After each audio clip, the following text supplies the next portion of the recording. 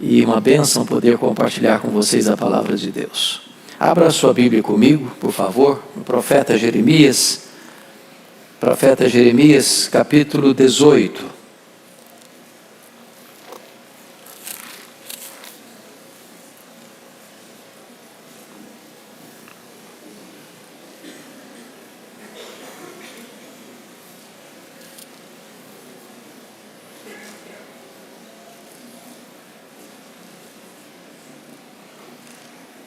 Vamos ler até o versículo 6.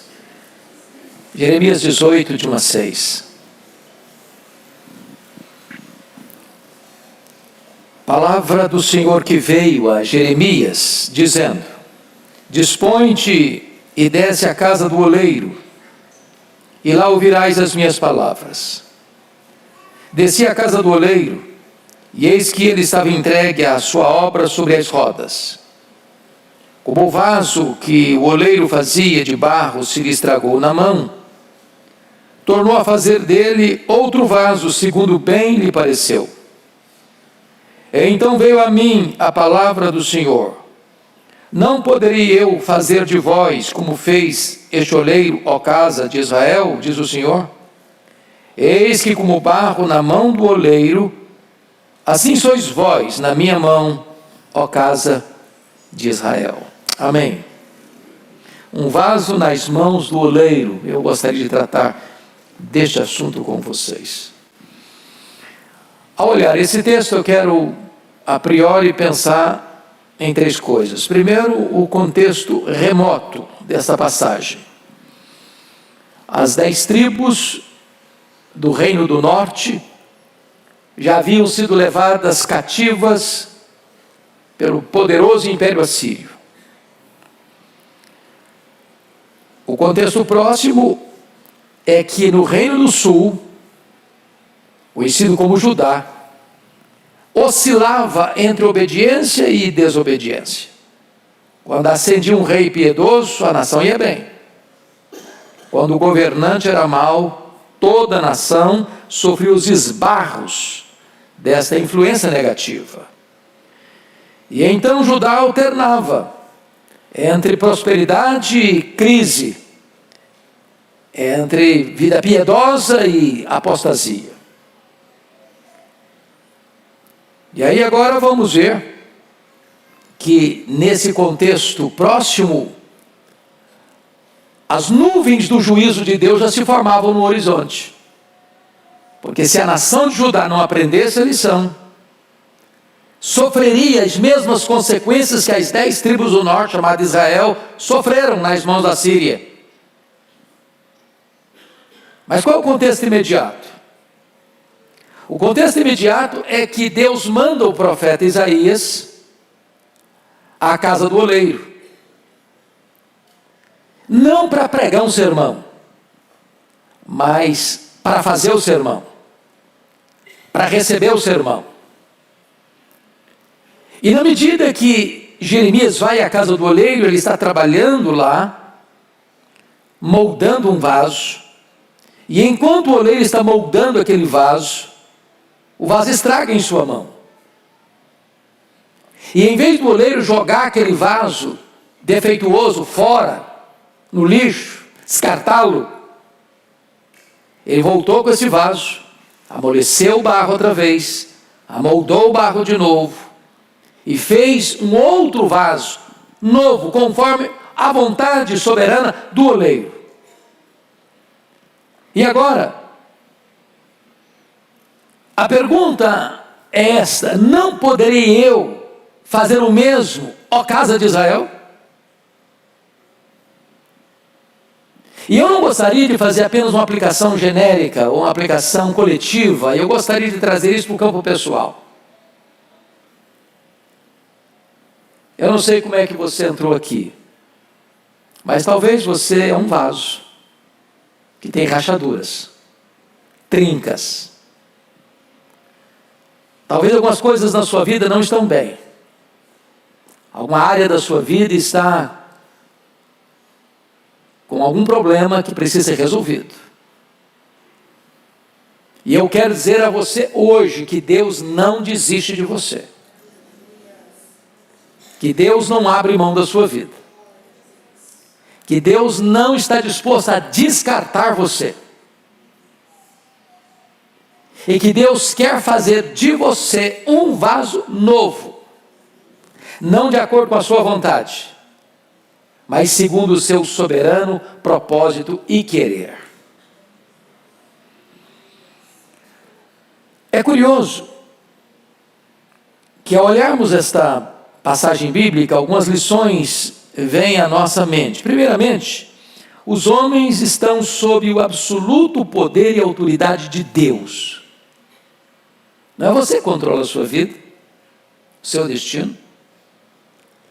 Você e eu somos como barro nas mãos do oleiro. Assim como o oleiro tem total autoridade sobre o barro, não é o barro que determina para ele o que ele vai fazer.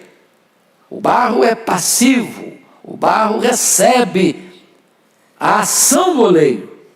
E Deus está dizendo, assim você é na minha mão. Somos dependentes dele. Segundo, esse texto está mostrando para nós que nós não podemos dar pleno significado à nossa própria vida. O barro não dá significado à própria realidade dele. Ou o oleiro dá uma forma ao barro, ou o barro fica daquele mesmo jeito, imóvel, amorfo, incapaz. Ou Deus age na nossa vida, ou a nossa vida fica sem propósito, sem qualquer significado. A vida, portanto, a parte de Deus é amorfa, ela não tem propósito. Fica como barro, no chão, sem forma, sem beleza, sem propósito. Mas, me permita fazer uma pergunta ao texto. Quando é que o barro, ou quando é que o vaso se estraga nas mãos do oleiro? Vamos pensar juntos. É quando o vaso retrata alguma rachadura, algum defeito. Porque um vaso com rachadura, ele perde a sua utilidade.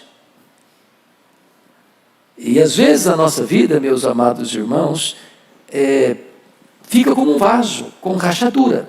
Perde a beleza, perde a utilidade, perde o valor.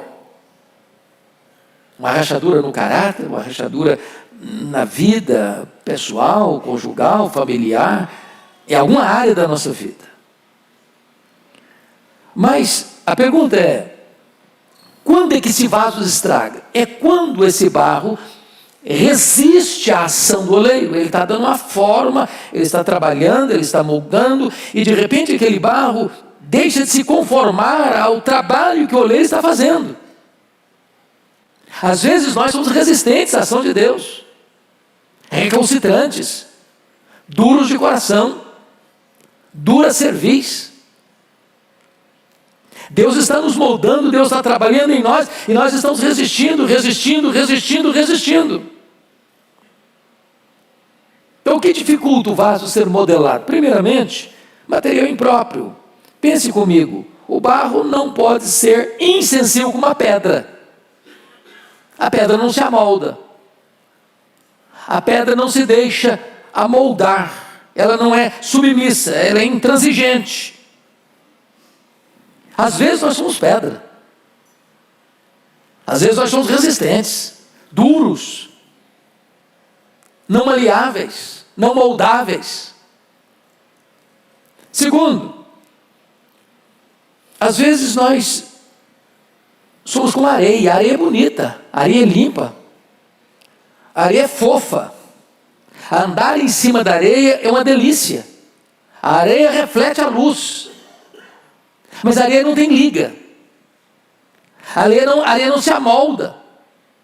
Às vezes nós estamos com uma areia que não tem liga, que não se deixa moldar. Ou às vezes nós somos, pior do que isso, como a lama. Barro não é lama, lama não é barro. Lama suja as mãos do oleiro. Lama não tem consistência. O barro é limpo. Às vezes a nossa vida é como a lama e não como o barro, que só suja a mão do oleiro, mas que não se amolda. Para não dizer que às vezes nós somos voláteis como o pó. O pó também não serve para fazer o vaso.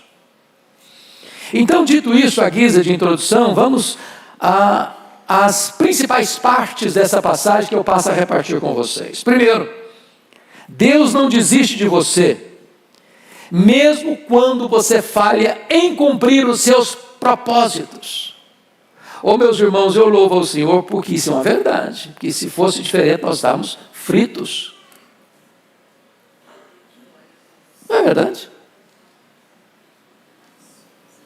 Você duvida alguma vez de que Deus tem sido paciente com você? De que Deus tem perdoado você reiteradas vezes? De que você, no começo do ano, sobretudo, nesse tempo agora, a gente faz propósitos, objetivos na vida pessoal, familiar, no trabalho, na igreja, na vida espiritual. De repente as coisas vão se perdendo pelo caminho. E Deus pacientemente continua trabalhando conosco.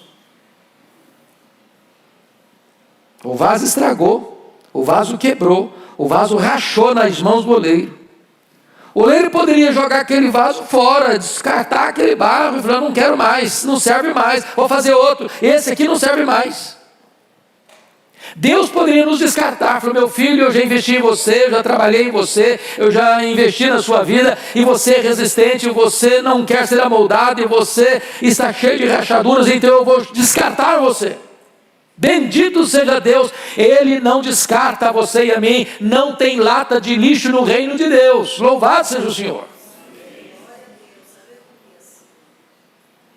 Nós somos criados perfeitos, à imagem e semelhança de Deus. Entretanto, o pecado nos deformou, mas não tirou de nós os lampejos da imagem e semelhança de Deus. Me permita ilustrar. Imagine você caminhando numa noite enluarada, uma região bem campestre, bucólica, a noite clara, de repente você se aproxima de uma lagoa de águas cristalinas, a água está cristalina, e aí você olha e vê a beleza da lua refletida. Mas imagine que você continue caminhando e lá na frente você encontre uma poça d'água suja, poluída. A lua continua no mesmo lugar, com o mesmo brilho, refletindo da mesma maneira, mas você não consegue ver a lua refletida. O problema não é da lua, o problema não são dos seus olhos, o problema é que a água está suja e não consegue refletir a beleza da lua.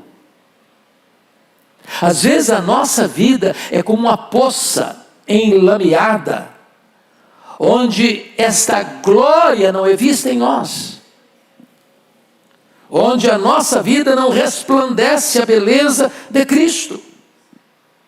Mas apesar das nossas mazelas, apesar dos nossos deslizes, apesar dos nossos pecados, apesar da nossa resistência à graça de Deus, eu quero dizer para você que Deus não desiste de você. O que ele fez com Pedro? Pedro negou Jesus uma vez, duas vezes, três vezes. Ele jurou, ele blasfemou. Mas o Senhor Jesus foi ao encontro dele.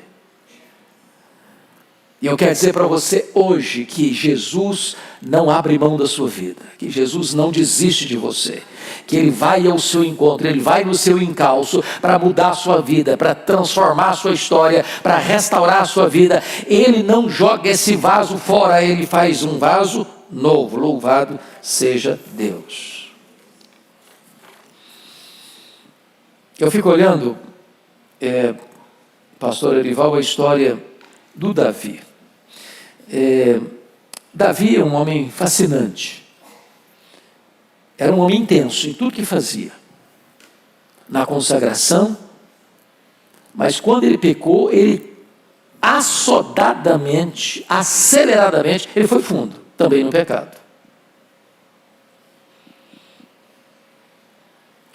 Ele adulterou com a mulher do seu soldado, que era um dos valentes de Israel, sabendo que quem era a mulher. A mulher engravida e ele precisa tomar uma medida para que o escândalo não surgisse publicamente. Ele traz o soldado da guerra, cobre-o de benefícios, de presentes, de galanteios, para que ele fosse para casa. E coabitando com a sua mulher, ninguém pensava em fazer DNA naquela época, estava tudo resolvido, a mulher apareceria grávida e não seria problema para ninguém. Só que ele não contou nem com a ajuda do Urias, nem com a ajuda de Deus. Quando ele percebeu que ele estava enrascado, ele resolve escrever uma carta para o comandante Joabe, diz: olha, bota esse cara aí na frente do exército de Israel, num lugar vulnerável, e tira toda a proteção dele. Deixa o cara aí de cara limpa diante do inimigo, para ele morrer. E bota a carta do plano de assassinato na mão do Urias. Urias lá vai levando a sua sentença de morte. Quando ele recebe a notícia, Urias morreu. Muita gente morreu no efeito colateral. Ele diz: não, mas morre mesmo, guerra morre mesmo, é assim mesmo. Casou com a viúva, para dar uma despistada. É um homem generoso, uma viúva desamparada, já que ele tinha um harém, mais uma não vai fazer diferença. Tudo certo aos olhos dos homens, nada certo aos seus próprios olhos, porque Deus não deixou ter paz a partir daquele dia. Nada certo aos olhos de Deus. O que é maravilhoso, meus irmãos, é que apesar de tanta mazela, Deus não desistiu de Davi.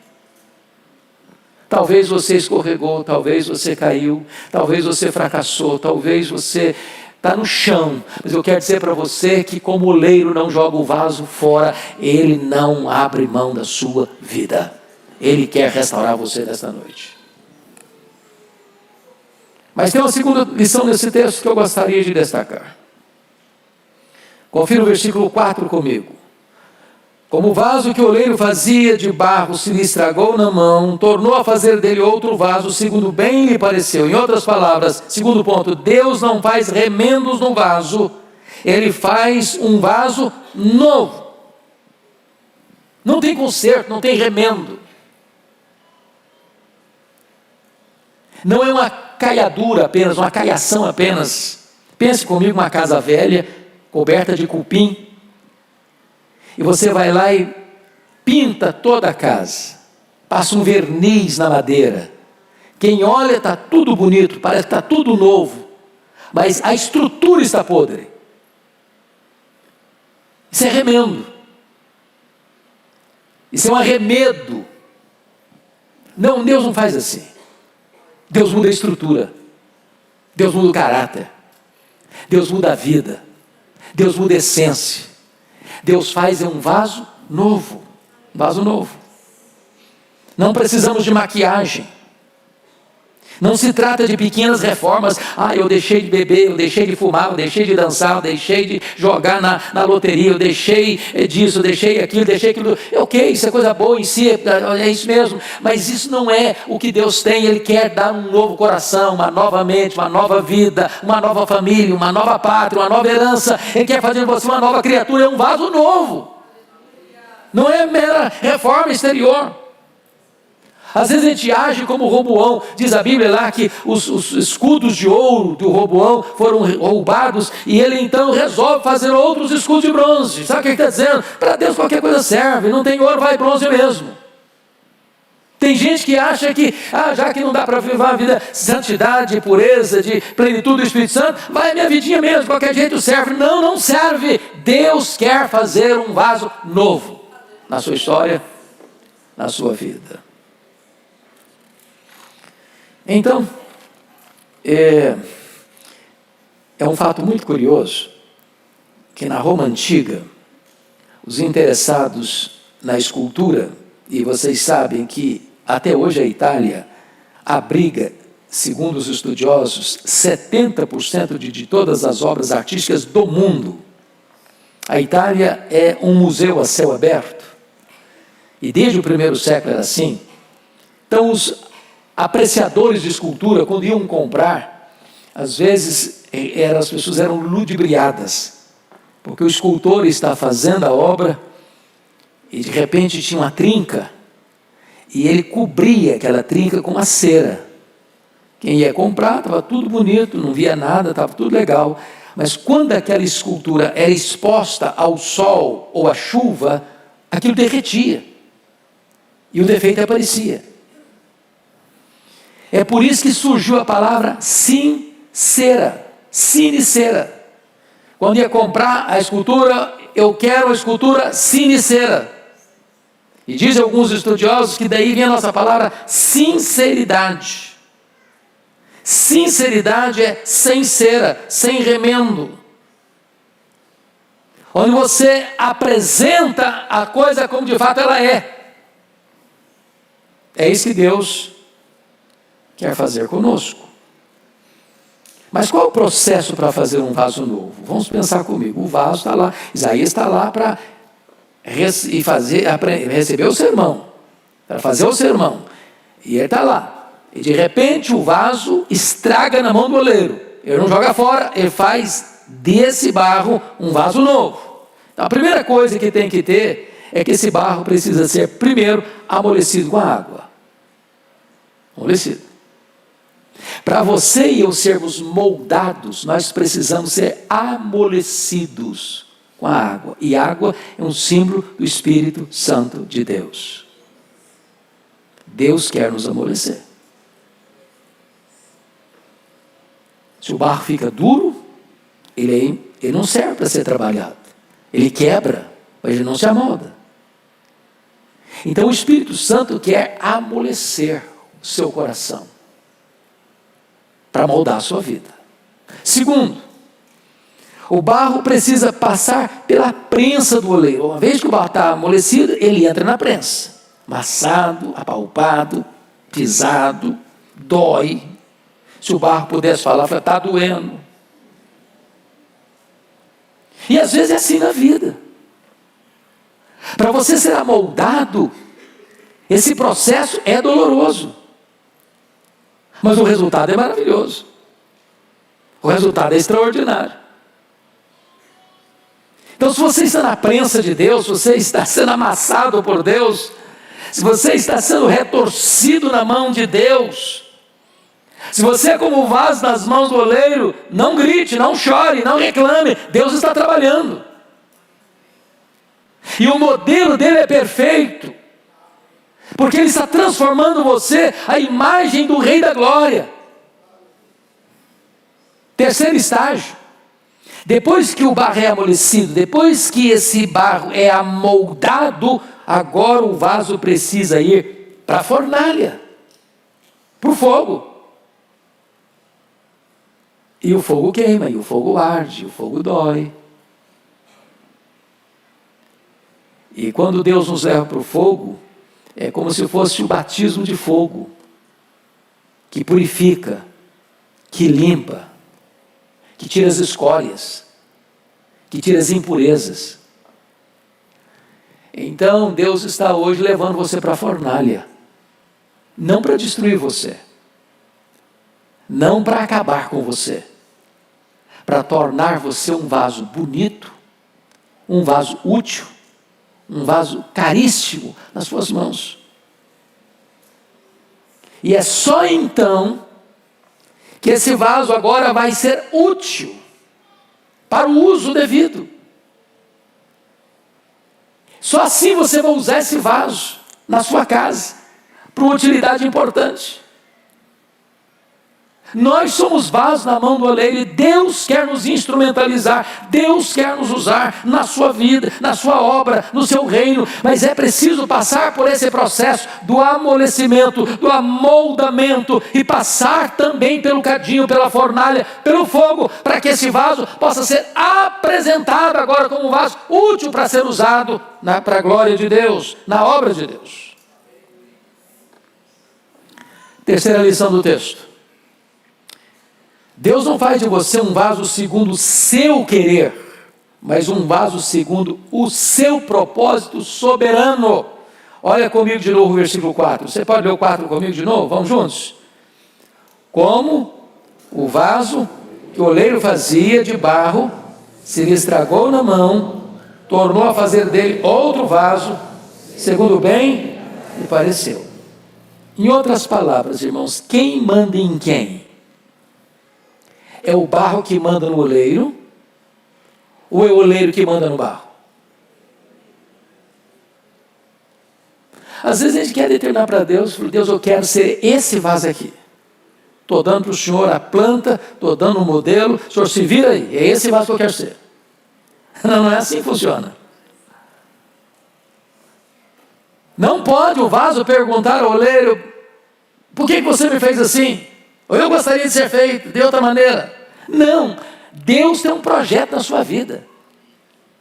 E esse oleiro é Deus, Ele é amor, Ele é bom, Ele é misericordioso. Ele quer o melhor para você, Ele tem o melhor para você, Ele está trabalhando para o seu bem. Então não resista a esta obra deste oleiro que está trabalhando na sua vida. Isaías 64 diz assim: tu és o oleiro e nós somos o barro. Sabe o que eu acho maravilhoso? É que Deus é criativo. As obras mais caras são aquelas obras únicas, né? As pessoas mais sofisticadas, ao irem comprar alguma coisa, ele não gosta de comprar coisa que você, daqui a pouquinho encontrou na esquina outra pessoa que está usando a mesma coisa que você está usando, uma roupa, uma bolsa, ou isso, aquilo. Ele gosta de coisas bem personalizadas. Deus é um artista muito criativo. Deus não faz nada em série. Você é um vaso único nas mãos de Deus. Único, exclusivo, com a assinatura do próprio Deus. Lá em Vitória, certa feita, nós mudamos de apartamento e eu falei com a tia assim, nós vamos comprar um quadro bem bonito para botar na parede. E eu passei pela rua, vi um quadro belíssimo e disse, é este. Fui lá. Quando eu perguntei, Erival, o quadro custava 20 mil reais. Eu quase caí de costas. Meu Deus, não é possível. Mas por quê? Não, porque esse quadro aí é assinado por não sei quem, fulano de tal, que é famoso e tal, e tal. Como é que fala? A moldura muito bonita. É a moldura que é cara? Não, a moldura aqui não conta nada. Se tirar a moldura, o preço é o mesmo. É a assinatura do pintor que é importante. Eu comprei um de R$1.000. Tão bonito quanto, só não tinha assinatura. Agora, você é um quadro, você é um vaso com a assinatura de Deus. Único, exclusivo. Muito precioso aos olhos de Deus. Eu quero concluir dizendo a você que a Bíblia diz que Deus predestinou você para você ser conforme a imagem de Jesus. O modelo é Jesus. E Paulo diz lá em 2 Coríntios 3,18 que você está sendo transformado de glória em glória na imagem de Cristo. Talvez hoje você olhe para a sua vida e diz, meu Senhor, mas esse vaso, se esse vaso precioso assim, não está muito bonito não. Que vaso é você? Como é que está esse vaso? Que nota você dá no seu vaso?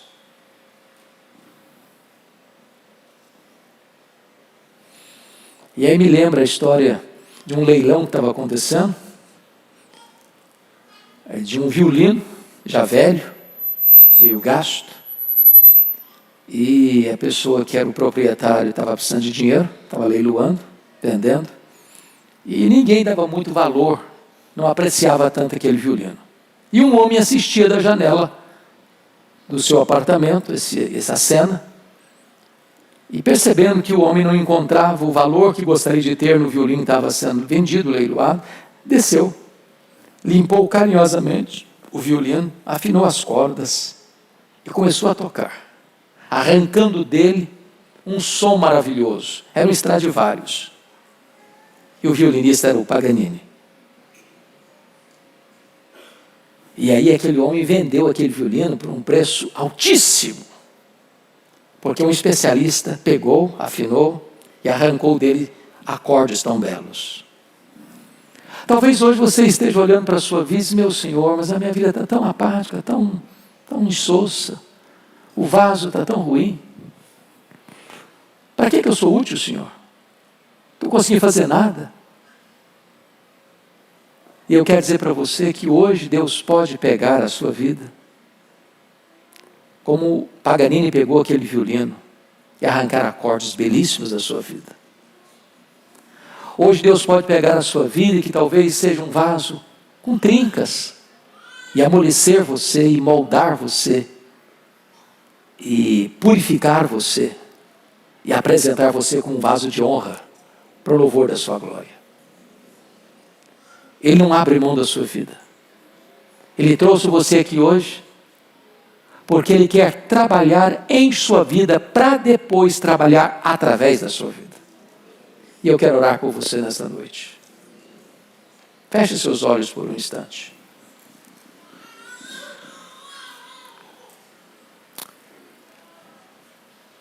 Quem é você? Que tipo de vaso você é? O que precisa ser feito na sua vida? Talvez hoje Deus quer amolecer você. Quem sabe depois Deus quer moldar você. Quem sabe Deus quer também levar você para a fornalha, tirar as impurezas, deixar você um vaso belo, caro e útil. Um vaso de honra nas suas mãos. Se você que veio aqui hoje quer ser trabalhado por Deus, faz de mim, Senhor, um vaso novo. Quebra a minha vida. Faz de novo. Se você deseja ardentemente isso, enquanto a igreja ora, eu queria que você ficasse de pé. Que quer ardentemente isso. E eu quero orar em seu favor. Em nome de Jesus.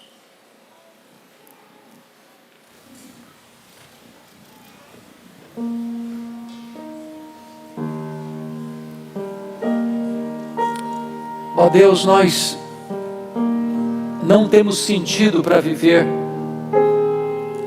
a não ser que vivamos para Ti, para a Tua glória. A nossa vida perde completamente o sentido, o significado, a não ser que Tu tomes a nossa vida em Tuas mãos. Nós somos o barro, Tu és o oleiro. Nós queremos ser vasos de honra nas Tuas mãos. Não desista de nós, Senhor, não vá embora, não nos descarte. Pega a nossa vida, faz tudo novo na nossa história. Temos falhado contigo, temos pecado contra Ti, temos entristecido o Espírito Santo. Às vezes temos feito aquilo que é mal aos Teus olhos. Às vezes somos rebeldes, duros de coração. A nossa cerviz não dobra. Somos insubmissos, resistentes, recalcitrantes. Mas nesta noite, Senhor, nós Te pedimos, por amor do Teu nome, toma a nossa vida em Tuas mãos. Dá-nos uma chance, Senhor, de recomeçar. Uma oportunidade, Deus, de ver a nossa vida se tornando um vaso perfeito, útil para o louvor da Tua glória, para a Tua obra. Aquelas trincas, aquelas rachaduras, não queremos remendo, não queremos cera, que vai se derreter com calor. Nós queremos ser um vaso novo nas Suas mãos. Faz isso, Senhor, para a glória do Teu nome.